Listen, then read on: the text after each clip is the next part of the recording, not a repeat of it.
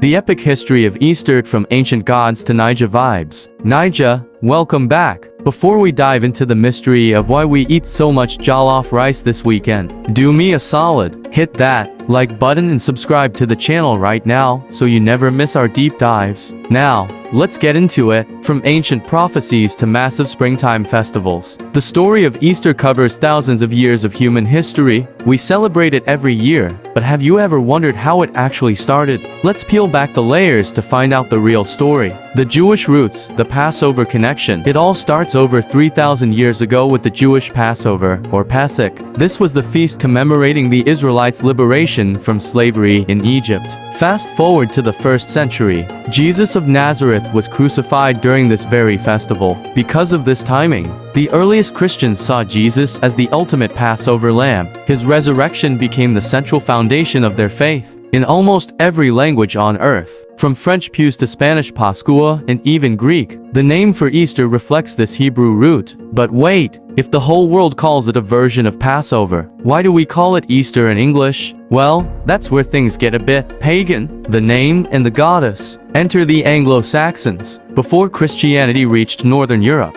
people there worshipped a goddess named Eostri or Ostara. She was the goddess of springtime, fertility, and the dawn. Her festival fell on the spring equinox, the moment when winter dies and the earth resurrects, with green leaves and flowers. As Christianity spread, the church did something clever. They didn't just bend the old festivals, they adapted them. The symbols of Eostri, the hare which became the Easter bunny, and the egg representing new life, were repurposed to symbolize the resurrection of Christ. So, that chocolate egg you're eating, it's actually a 2,000-year-old mashup of German folklore and Christian theology. The big argument, the Council of Nicaea. But here's a question, why does the date change every single year? Why isn't it just on a fixed day like Christmas? Back in the early church, people were actually fighting over this. Some wanted it linked strictly to the Jewish lunar calendar, while others wanted it to always be on a Sunday. It got so heated that in 325 AD, the Roman Emperor Constantine called the Council of Nicaea. They settled it once and for all. Easter would be the first Sunday after the first full moon following the spring equinox. This is why Easter can jump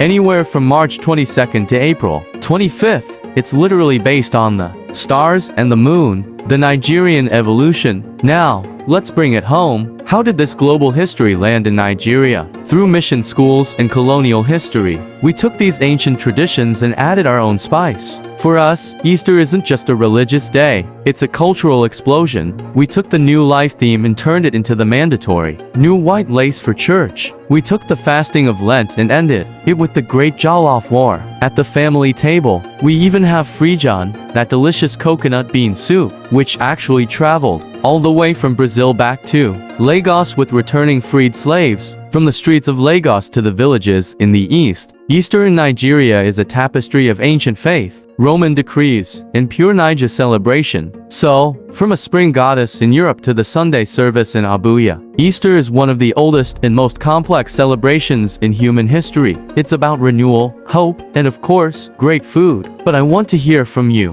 Which part of the history surprised you the most? And more importantly, what is currently on your Easter menu? Drop a comment below, share this video with your family group chat, and I'll see you in the next one. Happy Easter, everyone!